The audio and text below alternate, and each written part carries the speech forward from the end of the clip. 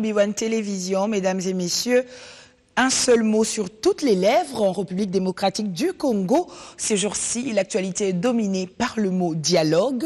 Le chef de l'État, Joseph Kabila, l'a convoqué officiellement dans son adresse à la nation le samedi 28 novembre 2015 sur les ondes de la radio d'État.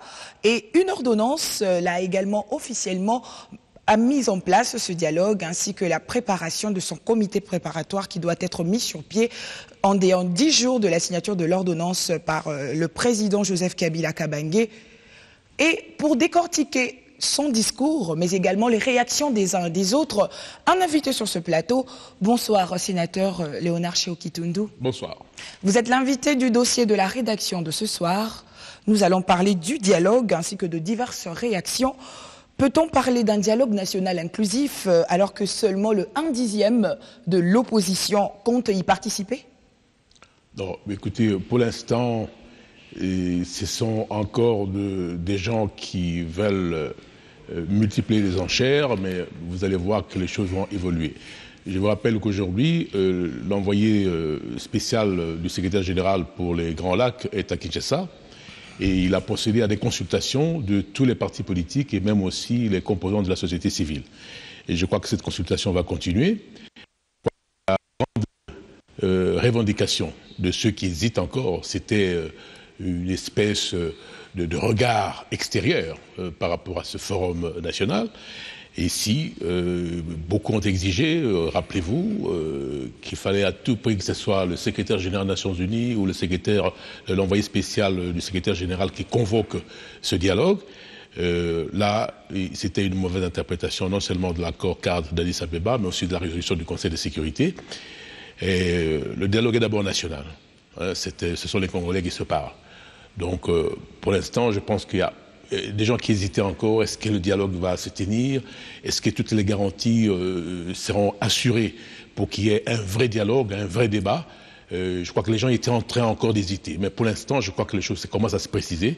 Et vous allez voir que les hésitants vont finalement se résoudre. À vous entendre parler, l'arrivée de cet envoyé spécial du secrétaire général de l'ONU va changer la donne. Mais l'UDPS, par exemple, n'a pas besoin d'un co-médiateur international pour la tenue du dialogue. L'UDPS exige que ce soit le secrétaire général de l'ONU lui-même qui désigne que la médiation soit faite par une personne internationale et non un Congolais, alors que le chef de l'État a prévu que la co-modération soit faite par une personne internationale.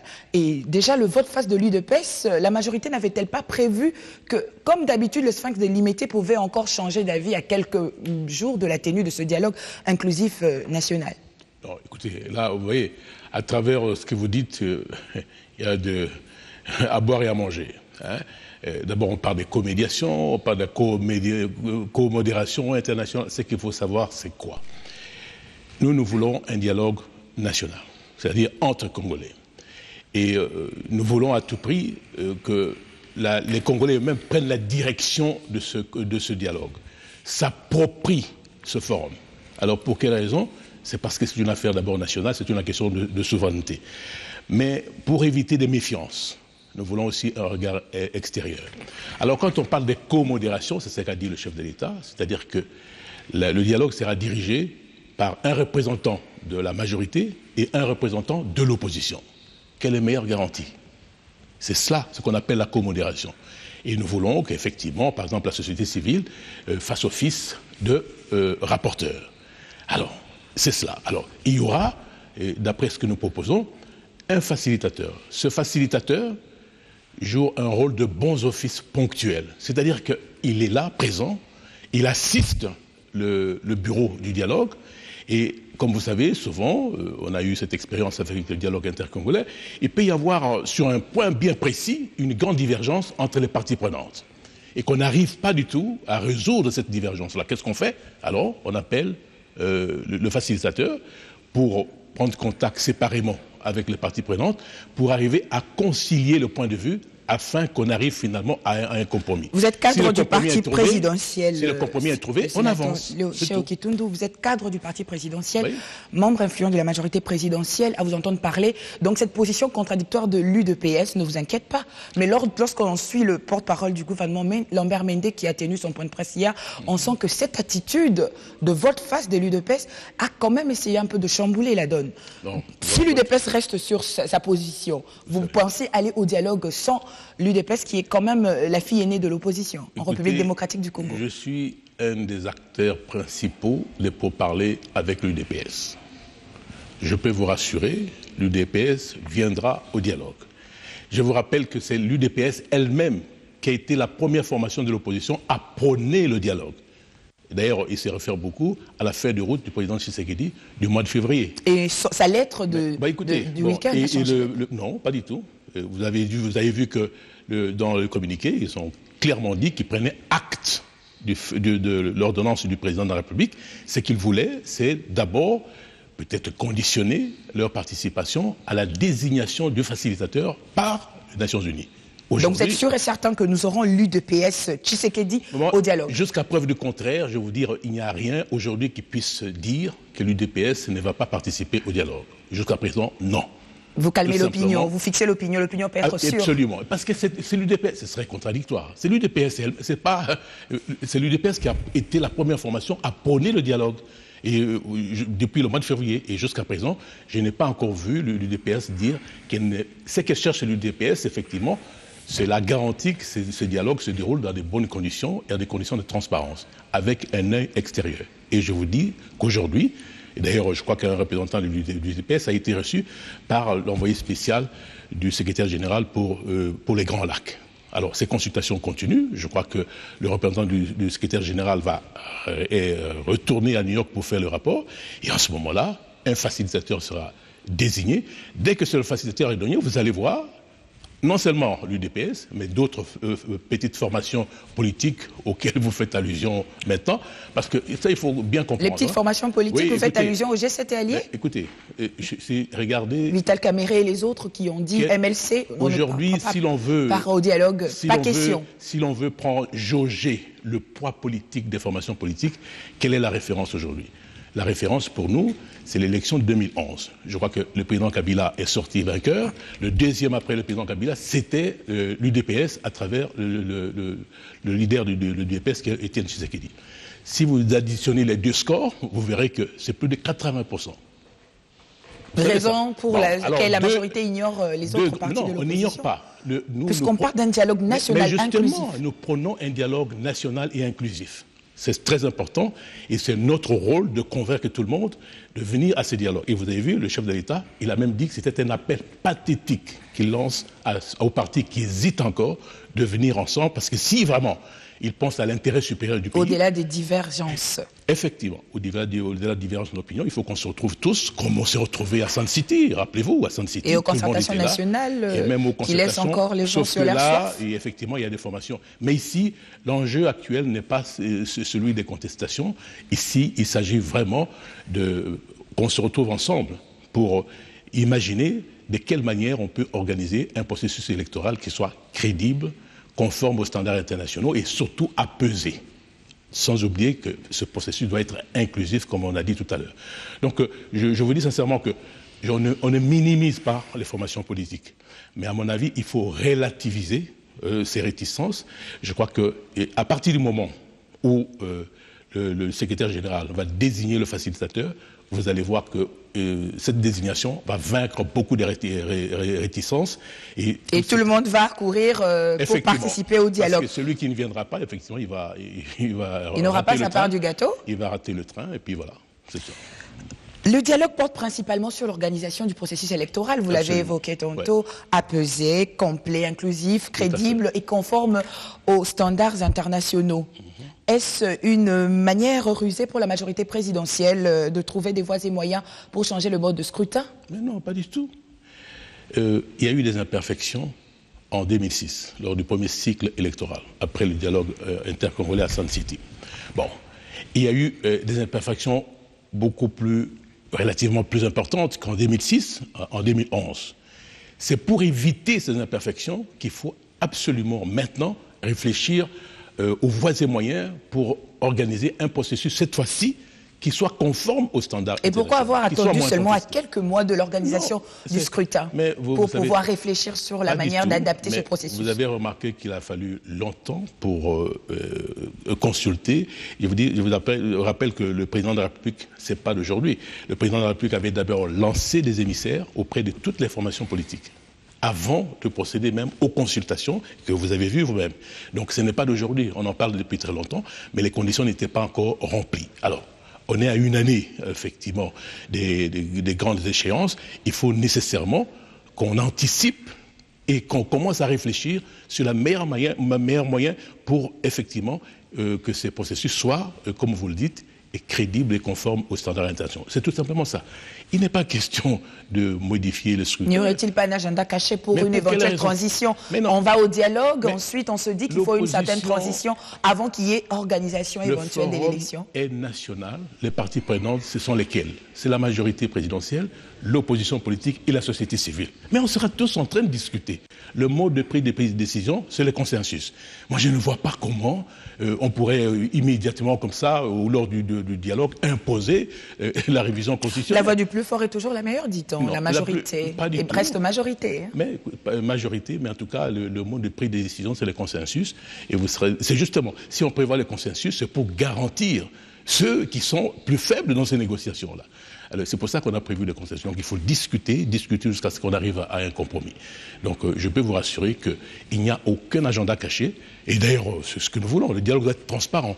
Et si aujourd'hui il y a un consensus pour qu'il y ait un facilitateur international, c'est justement pour qu'il y ait un regard extérieur. Ce regard extérieur garantit déjà la transparence de ce forum. C'est ça l'important. Donc franchement, je dois vraiment rassurer tout le monde, et pour nous, de la majorité, il n'y a aucun agenda caché. Je crois qu'on va discuter très calmement, de manière tout à fait transparente, et puis absolument, il faut qu'on arrive à un consensus, parce que des gros problèmes se posent dans notre pays par rapport à l'organisation des élections, et c'est pour cette raison que il faut aussi revenir sur cette question de financement, du fichier électoral, du calendrier. Et la sécurisation des élections, notamment évoquée par le chef de l'État. Dans son adresse, le chef de l'État a énuméré tous les problèmes qui ont été analysés et qui ont poussé à la convocation de ce dialogue national inclusif. Je vous propose de suivre cet extrait et nous nous retrouvons juste après. Tout à fait. Le fichier électoral. Ce dernier soulève en effet une série d'interrogations sur sa fiabilité et son inclusivité. Autant rien n'est garanti à ce jour que tous les Congolais en âge de voter sont inscrits sur les listes électorales, comme en témoigne notamment la problématique de nouveaux majeurs, de Congolais de l'étranger, de déplacés ou réfugiés, retournés dans leur milieu de résidence. Autant rien n'atteste que tous ceux qui sont inscrits le sont légitimement ou même détiennent la nationalité congolaise. La levée consensuelle de certaines options à ce sujet s'impose. Aller aux élections en se basant sur un fichier imparfait avec pour conséquence des contestations prévisibles qui en résulteront, ou régler ces imperfections en amont de tout processus et réduire au maximum en conséquence les risques redoutés.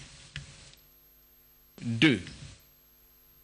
Quant au calendrier électoral, il en existe un, certes voulu global, incluant l'organisation des élections à tous les niveaux. Seulement, il est rendu non opérationnel à ce jour suite aux multiples voix discordantes au sein de la classe politique. Les divergences à ce propos n'ont jamais été réglées également, au point que les premiers scrutins prévus en octobre dernier n'ont pu avoir lieu. 3. S'agissant de la sécurisation du processus électoral, il est de notoriété publique que les élections de 2006 tout comme celles de 2011, ont été émaillées de beaucoup de violences dans quelques circonscriptions électorales. Pour preuve, en 2006, la plus haute juridiction du pays, la Cour suprême de justice, avait été incendiée. À la suite, toujours du même scrutin, en 2007, une guerre a éclaté en pleine ville de Kinshasa, faisant plusieurs morts du fait de la non-acceptation des résultats électoraux. La même situation, ou presque, s'est reproduite en 2011, où des violences ont encore éclaté à Kinshasa et dans quelques villes et localités du pays, avant, pendant et après les scrutins, du fait des altercations entre militants des partis politiques rivaux. Au-delà donc de la sécurisation physique et matérielle des candidats et des électeurs, le problème qui se pose à ce niveau est celui du rôle que devait jouer la classe politique et chacun de nous. Le chef de l'État a énuméré dans son discours, M. Kitundu, un certain nombre de problèmes. Est-ce une manière de reconnaître certaines défaillances et de les assumer? Est-ce que le dialogue va-t-il corriger toutes ces erreurs qui ont trait au processus électoral avec tout ce qu'il y a eu comme conséquence? Je pense que vous avez remarqué qu'on ne peut pas être plus clair dans les propos du président de la République. Une reconnaissance de ce qui ne va pas. Et on assume. Bon, écoutez, c'est pas le chef de l'État qui est responsable de ce qui n'a pas marché. D'abord, le pouvoir organisateur des élections, c'est la CENI. Et puis, il y a beaucoup de facteurs, effectivement. Donc, le chef de l'État a été clair et net sur ce plan. Et c'est pour cette raison que, pour éviter la reproduction de ces imperfections, il faut cette fois-ci que tous les Congolais se réunissent et cherchent les causes de ces imperfections et y trouvent des remèdes. C'est ça la volonté du président de la République. Et c'est pour ça que nous devons le retrouver. Fichier électoral imparfait, oui. L'opposition en a parlé en son temps. Exactement. On demandait qu'on puisse revoir ce fichier électoral. Pourquoi la majorité n'avait-elle pas tenu compte de cela avant exactement qu'on arrive aujourd'hui? Nous sommes au mois de décembre, on n'a plus que novembre pour avoir un nouveau chef de l'État avec l'organisation des élections. On veut maintenant aller au dialogue. Vous pensez que toutes ces erreurs pourront être corrigées avec ce dialogue national inclusif qui vient d'être convoqué? Absolument, parce que tout le monde sera là, opposition, majorité, société civile. N'assisterons-nous pas aux concertations nationales bis? Non, pas du tout. Moi, je ne pense pas que les enjeux sont différents. Cette fois-ci, le point principal de ce dialogue, c'est l'organisation des élections. C'est un processus électoral, comme on l'a dit tout à l'heure, est crédible et conforme aux standards internationaux. Et là, tout le monde doit s'exprimer, tout le monde doit contribuer à ce qu'on mette sur pied un véritable processus qui soit...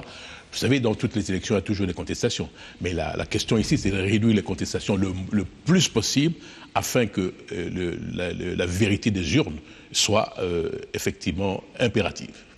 Que comprenez-vous par rendre à notre processus électoral toutes ces lettres de noblesse? Le chef de l'État y a martelé et qu'en pensez-vous, Léonard? Mais justement, c'est qu'il faut que le processus électoral dans notre pays soit conforme aux standards internationaux. Et c'est ça le mot-clé. On peut procéder aujourd'hui à RDC au vote électronique. Mais voilà, c'est justement réfléchir ça. sur un vote qui coûte moins. Exactement. Pourquoi maintenant? Pourquoi pas avant? Non, mais écoutez, il faut avoir expérimenté pour tirer les conséquences. Donc, on a expérimenté les élections de 2006, on a expérimenté les élections de 2011. Il est grand temps, aujourd'hui, de réfléchir sur la manière de rendre ces élections moins coûteuses. C'est ça le véritable débat. Mais nous avons déjà un scrutin présidentiel à un tour. Ce n'est pas moins coûteux. L'opinion se pose la question. Non, mais écoutez, oui, à un tour, c'est déjà pas mal. Mais il n'en reste pas moins que c'est toujours coûteux parce que, rappelez-vous, le budget actuel sur le plan électoral, c'est 1,2 milliard de dollars. La République aujourd'hui est en l'incapacité de réunir cette somme-là. Et le budget actuel, c'est 500 millions de dollars. À raison, il faut ponctionner à chaque fois 50 millions de dollars par mois. Et le gouvernement reconnaît une faible mobilisation de recettes. Encore que, vous avez remarqué aussi, la baisse des cours des matières premières a des retombées négatives dans notre pays parce que même notre budget a été réduit d'1,5 milliard. Alors, vous comprenez, c'est au moment même où nous voulons... Et à quoi nous servent les partenaires extérieurs? On n'a plus besoin de leurs rapports financiers pour organiser les élections, ou bien on a peur de la main qui donne, c'est elle qui a le pouvoir? On ne refuse pas, on ne refuse pas. D'ailleurs, le chef de l'État l'a rappelé, dans quelles conditions les partenaires extérieurs peuvent contribuer à l'organisation des élections. Ce que nous voulons, c'est que ces contributions doivent être compatibles avec la souveraineté de notre pays. C'est-à-dire qu'il n'y ait pas, on ne soumette pas ces contributions à des conditions qui peuvent donner lieu à une ingérence dans les affaires intérieures de notre pays, parce que les élections, c'est d'abord une question de souveraineté aussi. C'est justement cela. Il ne faudrait pas que la démocratie puisse prendre les dessus sur les développements. La RDC est en voie de développement. On doit réfléchir et de façon profonde. Le chef de l'État a martelé. Quelle lecture faites-vous de cette phrase? C'est qu'a voulu dire le président, c'est qu'il faut concilier la démocratie et le développement. L'organisation de l'élection va faire régresser le développement amorcé pour ne pas atteindre les objectifs du millénaire? Effectivement, parce que la preuve, c'est que si aujourd'hui, on consacre tout ce qu'on a aujourd'hui comme ressources pour l'organisation des élections, s'il faut à tout prix du Trésor sortir 1,2 milliard de dollars uniquement pour organiser les élections, mais vous oubliez d'autres programmes sociaux et vous savez que le social est la revendication principale de la population. La majorité ne savait-elle pas que 2016 serait une année électorale chez Okitondo? Non. On aurait dû prévoir au-delà de 500 millions mais de dollars. Est-ce que... la CENI n'avait-elle pas évalué le coût? L'opinion se pose des questions aujourd'hui. On veut comprendre est-ce que c'est la majorité, pourquoi le dialogue maintenant et pourquoi pas hier? Est-ce que c'est la majorité qui a provoqué la guerre à l'Est? Vous savez combien on a la guerre à l'Est, combien elle a coûté? Énormément d'argent. Et ça, personne n'aurait pu le prévoir. Qui a prévu que la guerre se produirait à l'Est? Et vous savez que cette guerre était un véritable tonneau de Danaïde. Donc il ne faut pas non plus oublier. Donc les gens simplifient beaucoup, veulent à tout prix s'attaquer au gouvernement, mais non, il y a eu des situations imprévisibles qui ont occasionné énormément des moyens financiers qu'on aurait pu consacrer au programme social. Ça non plus. Ne dit-on pas que gouverner, c'est prévoir? Mais écoutez, vous n'allez pas prévoir la guerre qui aurait pu... Par rapport au fond, on se dit qu'on a une année électorale, au-delà de 500 millions, on pouvait prévoir une cagnotte un peu plus avantageuse, comme vous faites en gérant vos maisons. Vous croyez que... Ça, c'est un État. En France, on aurait prévu ce qui s'est passé à Bataclan? Moi, je ne sais pas. C'est ça la question. C'est des situations imprévisibles et puis voilà, il faut en tirer les conséquences. Non, il ne faut pas tirer à boulet pour le gouvernement inutilement. Aujourd'hui, la grande question qu'il y a, c'est qu'une faiblesse en matière de mobilisation de ressources internes. Et là, il y a une réflexion, non seulement des ressources traditionnelles, mais aussi, encore une fois, engager toujours la réflexion par rapport à ce qu'il dit le président de la République aussi, pour trouver des ressources innovantes. D'abord, il faut épuiser toute la capacité de mobilisation sur le plan interne, mais aussi il faut être inventif et créatif pour qu'on trouve des ressources innovantes afin de booster notre budget et lui permettre de répondre aux besoins fondamentaux de la population. Monsieur Okitondo, vous étiez sûr de vous pour dire que l'Union pour la démocratie et le progrès social, l'UDPS, allait prendre part au dialogue, parce qu'il y a déjà le facilitateur ou disons l'envoyé spécial du secrétaire général de l'ONU qui est dans nos murs et qui a consulté l'UDPS. Mais imaginez un peu que jusqu'à la dernière minute avant la tenue du dialogue inclusif, national inclusif proprement dit, que l'UDPS restait sur sa position. Est-ce que la majorité présidentielle aurait-elle un plan B? Qu'allez-vous faire? L'UDPS dit non jusqu'à la dernière minute, nous ne voulons pas participer. Une autre frange de l'opposition, les anti-dialogues restent dans leur coin. C'est seulement le 1/10 de l'opposition, avec la société civile et la majorité qui reste plurielle, qui vont s'asseoir autour d'une table pour pouvoir dialoguer et améliorer notre processus électoral. Permettez-moi de ne pas envisager cette hypothèse-là. Je suis persuadé... Nous avons bien dit si, donc il faut se préparer à tout. Je suis persuadé que l'UDPS sera partie prenante au dialogue.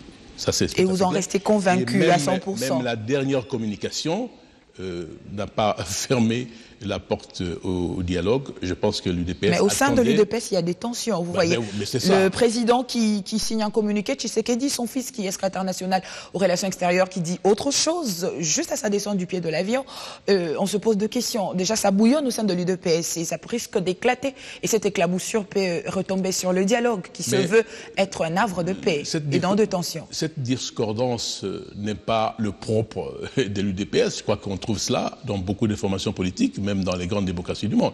Donc, mais pour l'instant, ce qui nous intéresse à nous, c'est ce que dit Étienne Tshisekedi lui-même, c'est-à-dire le président de l'UDPS. C'est la personne la plus autorisée pour parler au nom de l'UDPS. Que je sache jusqu'à présent, Étienne Tshisekedi n'a pas dit non au dialogue.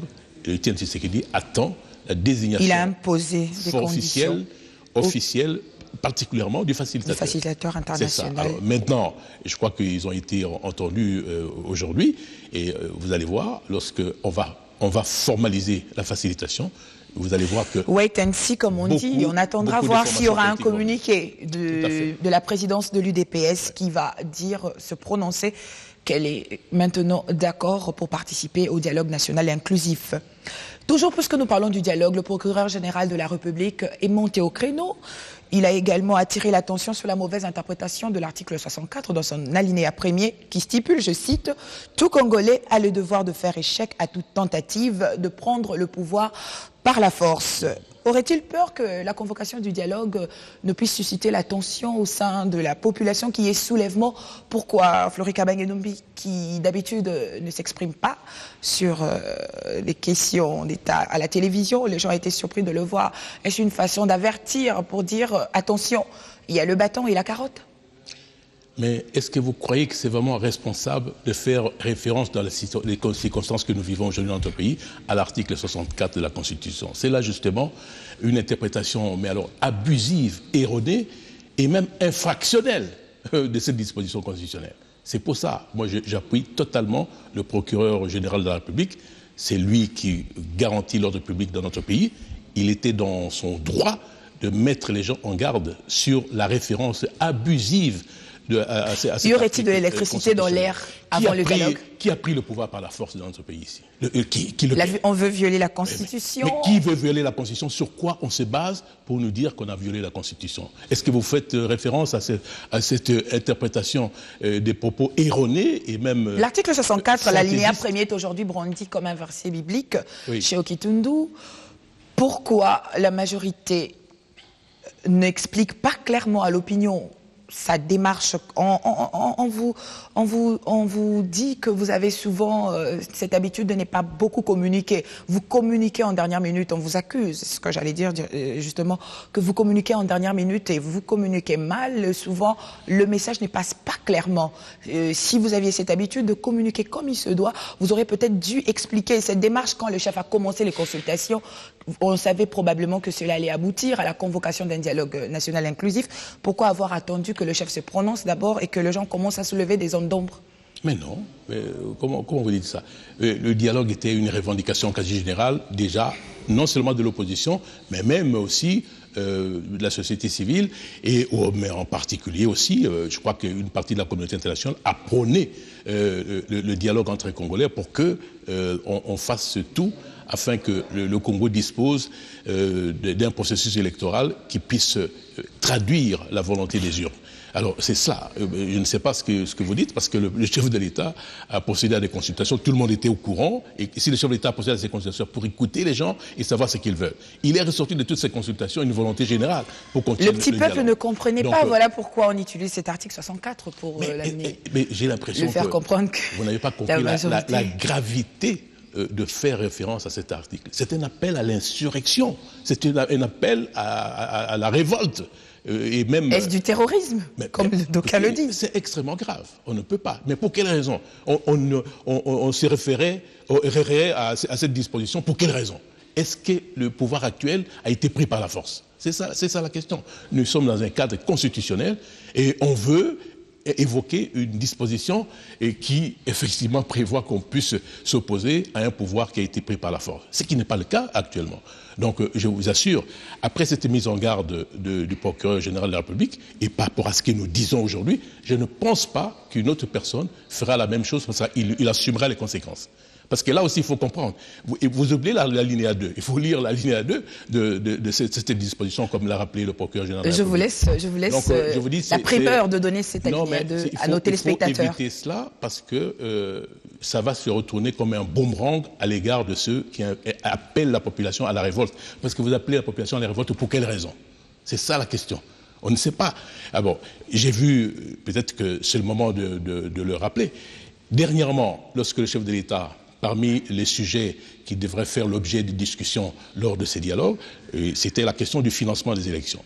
Et le président, et vous l'avez rappelé tout à l'heure, avait dit qu'il faut à tout prix réfléchir à un système électoral avec des modalités de vote qui soient moins coûteuses. Tout ça parce qu'il a dit une réflexion profonde. Une réflexion profonde. Alors, tout d'un coup, on impute au chef de l'État la velléité de modifier le mode de scrutin. Enfin, s'il vous plaît, il ne faut pas confondre les modes de scrutin et les modalités de vote. Vous savez, quand nous sommes là à l'hémicycle au vote, comment? C'est la manière d'exprimer son vote. Par exemple, quand nous sommes au Parlement, mais écoutez, on peut exprimer son vote de quelle manière? Assis, debout, ou même à main levée, ou au parapet nominal, et même la Constitution a prévu un vote électronique. Actuellement, sur le plan international, il n'y a pas que chez nous. Il y a une réflexion déjà pour passer du vote à bulletin, parce que c'est coûteux. Rappelez-vous, pour transporter les urnes à travers toute la République, un pays continent comme la RDC, c'est toute une histoire. C'est un gros problème logistique et ça nécessite des moyens considérables. Alors s'il y a moyen de passer à un vote électronique qui est d'abord rapide, plus pratique et moins coûteux, et pourquoi pas?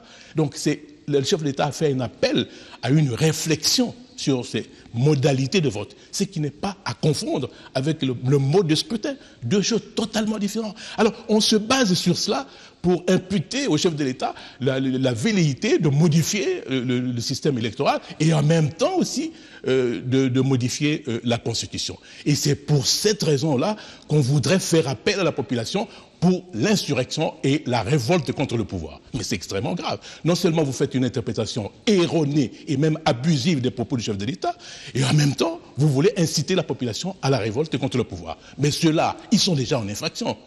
Vous comprenez? D'où l'avertissement du procureur général de la République, Floré Kabange Numbi, que tous ceux qui m'entendent aujourd'hui... que nous voulons proposer d'ailleurs un extrait, sénateur Cheikh-Kitundu, l'extrait de la conférence de presse du procureur général de la République, Floré Kabange Numbi, et nous nous retrouvons juste après pour continuer cet échange bouillant avec vous. Merci. Il s'agit là, sans nul doute, d'une manière très claire d'actionner une manivelle pour impulser détonateur de tout risque pour la paix en République démocratique du Congo, notre pays. La convocation du dialogue et la tenue de celui-ci ne doivent aucunement servir de prétexte pour inciter la population à la violence. Point n'est besoin de rappeler que pour l'heure, notre pays, la République démocratique du Congo, est gouverné par les institutions démocratiquement établies et ce, conformément à la Constitution. Je voudrais inviter tous ceux qui font ces déclarations incitant à la violence de ne pas se borner à l'alinéa premier de cet article, dont ils font d'ailleurs une lecture biaisée, mais à lire. Je voudrais les inviter à lire et à relire l'alinéa 2 de cette même disposition qui dispose, je cite, « Toute tentative de renversement du régime constitutionnel constitue une infraction imprescriptible contre la nation et l'État et qui est punie conformément à la loi. » Fin de citation. Il va de soi que lorsque les institutions en place sont celles constitutionnellement établies, l'appel à la résistance et au trouble ne peut pas se concevoir. La loi doit avertir avant de frapper, parce que nul n'est censé l'ignorer. Toute tentative de renversement du régime constitutionnel est une infraction imprescriptible. L'alinéa 2 de l'article 64 qui est brandi ce jour-ci comme un verset biblique. Cheikh Kitundu, que doit-on dire à vos collègues, puisque vous êtes de la majorité, même s'ils sont de l'opposition, nous sommes tous congolais. Le chef de l'État dit que les gens devaient se mettre ensemble malgré leurs divergences. Ceux qui hésitent encore à participer à ce dialogue, que pouvez-vous leur dire? Puisque déjà, l'ordonnance a mis en place le comité préparatoire qui doit commencer son travail, mais élaborer le règlement d'ordre intérieur. planifier ce qui sera comme matière à traiter, trouver le site, on se dit exactement, probablement que ça pourrait être à Kinshasa, le siège des institutions, pourquoi pas en province d'ailleurs, les gens évoquent Mwanda. Que pouvez-vous leur dire en tant que Congolais, si vous devez sortir de votre casquette de cadre du parti présidentiel, non, en tant qu'acteur politique? Je vous rappelle que la revendication du dialogue, elle n'est pas sortie de la majorité. Elle est plutôt l'initiative particulièrement de l'opposition et celle qui est plus radicale encore. Et il y a aussi une préconisation de la communauté internationale, je fais référence à l'accord cadre qui prône la réconciliation entre les Congolais, et c'est dans cette réconciliation-là qu'il faut inclure le dialogue entre les Congolais, que les Congolais se parlent. Parce que pour se réconcilier, il faut pouvoir se parler. Alors, et nous estimons que l'objet des conflits dans notre pays est aussi principalement les imperfections qu'on a vécues en matière d'organisation des élections. Il faut éviter la reproduction de ces imperfections-là. Et la meilleure façon, c'est qu'on se retrouve ensemble. Alors, quel est le meilleur cadre que ce dialogue entre l'opposition, la majorité et la société civile pour trouver des solutions aux problèmes concrets qui se posent à la nation aujourd'hui? Justement, l'opinion va être fixée, puisque vous l'avez dit. L'opinion va être fixée. Oui. Après le dialogue, y aura-t-il élection ou y aura une transition? Enfin, mais écoutez, vous voulez déjà que moi j'anticipe sur l'issue du dialogue, alors qu'on est là pour parler effectivement de l'organisation du processus, mais attendez que les cartes soient mises sur table par les parties prenantes et qu'on commence à discuter, qu'on regarde ce qui ne va pas, et qu'à ce moment-là on trouvera des solutions. Tout en rassurant l'opinion qu'il n'y aura pas de violation de la Constitution. Pas du tout, mais pour quelle raison? Parce que, mais écoutez, dans ces dialogues-là, mais comme je vous dis tout à l'heure, le mode de prédécision, c'est le consensus. Tant qu'il n'y a pas de consensus, si aujourd'hui il n'y a que la voix de la majorité qui s'exprime et non celle de l'opposition ou même la société civile, mais ça veut dire que le résultat ne sera pas consensuel. Nous avons eu des concertations nationales, alors que nous voulons, nous, un dialogue crédible. C'était mentionné lors de l'ordonnance du chef de l'État. Il faut qu'elle soit crédible. Et cette crédibilité aussi, elle est garantie par ce regard extérieur. Vous avez vu, il y a la facilitation. Donc, il y a eu la facilitation internationale. Et donc, vraiment... Donc, toutes les zones d'ombre sont en train d'être éclaircies pour que les gens puissent se rassurer de l'importance du dialogue. Le président l'a rappelé. Comment le comité préparatoire sera composé? Société civile, majorité présidentielle et l'opposition. Comme avec les concertations nationales. Mais tout à fait. Mais là, cette fois-ci, ce que nous voulons, c'est que ce dialogue soit le plus inclusif possible. Et le comité préparatoire doit aussi être le plus inclusif possible. Et nous, comme je vous ai dit tout à l'heure, il est prématuré aujourd'hui de dire que bon, telle formation ou telle autre ne participe pas au dialogue parce que les choses sont en train d'évoluer considérablement. Et le travail que fait la facilitation ou même celui, l'envoyé spécial du Grand Lac en ce qui concerne la facilitation est un élément qui va vaincre les réticences de toutes ces formations politiques qui aujourd'hui hésitent encore. Et le G7, vous pensez qu'il pourra changer d'avis pour participer? Mais écoutez, comme je vous à dis ce tout à l'heure, dialogue, le MLC qui dit non au dialogue, la dynamique de l'opposition, Martin Fayulu et les autres, tout en faisant le maximum, en déployant tous les moyens possibles pour vaincre ces réticences, on ne pourra rien contre une formation politique qui refuse radicalement de venir au dialogue. On ne peut pas forcer quelqu'un à venir au dialogue. Bon, l'UNC de Vital Kamerhe même l'UNC, vous allez voir. Attendons d'abord le résultat de ces consultations et puis nous allons voir. Mais je peux vous dire effectivement que nous sommes optimistes et que nous pensons que si vraiment il y a un Congolais qui veut penser à l'intérêt supérieur du pays, surtout que vous êtes un acteur politique. Un acteur politique, c'est quand même celui qui travaille pour le peuple congolais. Alors en ce moment-là, on ne peut pas ne pas participer à un forum qui justement va discuter des problèmes cruciaux auxquels la population actuellement est confrontée et dont dépend même l'avenir de la population. Une frange de la société civile évoque plutôt qu'on puisse instaurer un dialogue citoyen. Question de mettre au clair, à chaque fois qu'il y a des zones d'ombre, des questions d'intérêt national. Cela ne tente-t-il pas la majorité d'essayer d'expérimenter cela au lieu de pouvoir convoquer que d'une part les concertations nationales et après un dialogue national inclusif et après qu'aurons-nous après si le dialogue national et inclusif ne donnait pas les résultats escomptés? Mais tu as tout à fait. Vous savez, moi je suis social-démocrate, donc je suis pour la démocratie participative. Et là, c'est effectivement, cette revendication-là, c'est la démocratie participative. Et en même temps, ça participe aussi de la décentralisation. C'est pour ça, justement, qu'il y a cette décentralisation pour que l'administration soit au plus proche des citoyens. Parce qu'il y a beaucoup de problèmes qu'on peut régler à travers la province sans nécessairement se référer au pouvoir central. Et ça, c'est un moyen, effectivement, de donner... Moi, j'apprécie beaucoup cela, c'est-à-dire un dialogue citoyen. C'est aussi quelque chose d'extraordinaire. C'est une proposition qui va dans le sens de la concrétisation de la démocratie participative. Et là, la démocratie participative permet aussi à ceux qui sont éloignés de la capitale de aussi contribuer au fonctionnement des institutions de la République en étant à l'endroit où ils sont. C'est pour ça que la décentralisation, le rapprochement de l'administration et des citoyens est quelque chose d'extraordinaire. Léonard Sheokitundu, sénateur, cadre du parti présidentiel, le PPRD, membre de la majorité présidentielle. Nous tendons lentement mais sûrement vers la fin de ce dossier de la rédaction qui avait comme actualité la convocation du dialogue national et inclusif. Vous avez le dernier mot.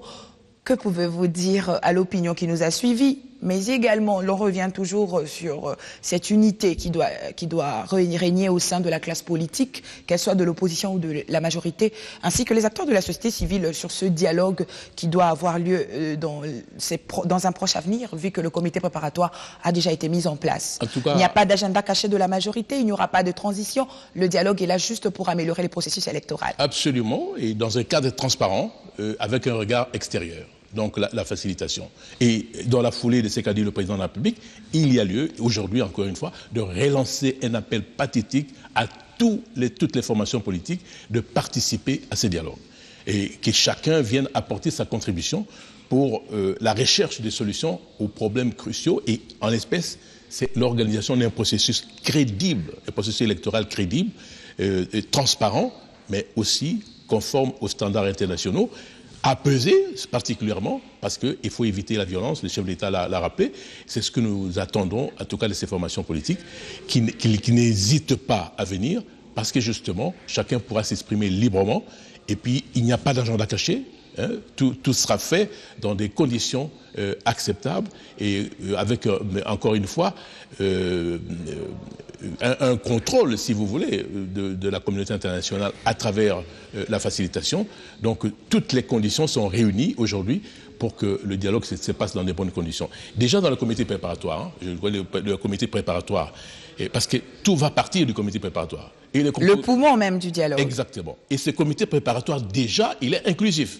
C'est-à-dire qu'il y aura la société civile, la majorité présidentielle et les délégués, effectivement, de la société civile. En parlant de société civile, on espère que c'est vraiment la vraie société civile, parce qu'aujourd'hui, en République démocratique du Congo, d'aucuns se disent qu'il y a des sociétés civiles qui ont une tendance, une connotation déjà politisée. Bon. Va-t-on vraiment désigner les délégués de la vraie société civile qui ont été dans les pourparlers, dans les consultations avec le chef de l'État? Bien entendu, parce que regardez, par exemple, même ce qui s'est passé pour la CENI, la société civile est représentée à la CENI. Mais écoutez, il y avait les confessions religieuses, toutes les confessions religieuses ont participé à la désignation du président de la CENI, parce que c'était un poste qui était réservé à la société civile.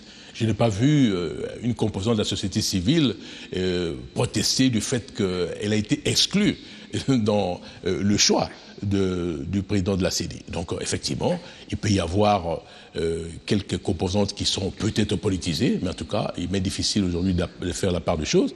Il est une chose qui est réelle, qui est évidente, c'est que la société civile existe dans notre pays et qu'il faut la prendre en considération comme partie prenante lorsque nous voulons engager un débat aussi important que le dialogue national en vue de rechercher des solutions pour que la République soit dotée d'un processus électoral qui soit conforme aux standards internationaux. Avant de terminer, cette phrase qui revient sur le bout de lèvres de beaucoup de membres de votre famille politique, la majorité, les constitutions sont faites pour être modifiées. Pourquoi tenir ces langages maintenant qu'on veut tenir le dialogue? Vous ne voyez pas que cela va encore raffermir le doute au sein de l'opinion qui se dit, le dialogue national inclusif convoqué va aboutir à un référendum pour la modification de la Constitution? Mais pour l'instant, il n'est pas question de modifier la Constitution.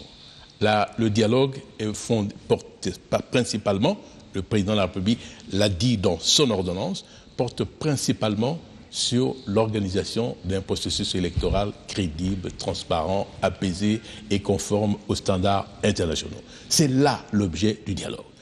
Il n'y a rien d'autre. Tous ceux qui veulent faire référence à la révision de la Constitution ou même à la modification du mode de scrutin sont des gens qui veulent manipuler l'opinion, désinformer, intoxiquer pour le besoin de la cause, parce que peut-être qu'ils estiment que le dialogue peut être en leur défaveur pour des raisons qui sont les leurs.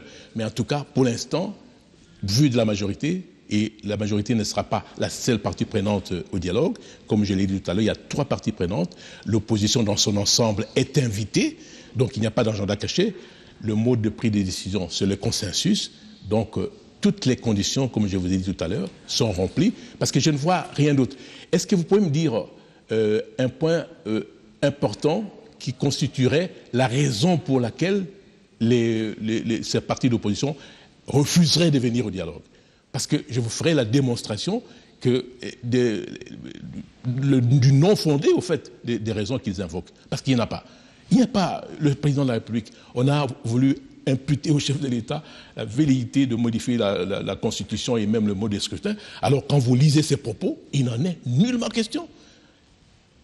Réfléchir sur un système électoral avec des modalités de vote moins coûteuses. Moins coûteuses, c'est avec on peut tirer de cette disposition une velléité de modifier la Constitution et même le mode de scrutin. C'est avec ces phrases, sénateur Léonard Séoki-Toundou, nous vous disons merci d'avoir été l'invité du dossier de la rédaction de ce soir. Merci à vous également, chers téléspectateurs, de votre fidélité renouvelée. Restez avec nous parce que le programme continue sur votre chaîne. À très bientôt.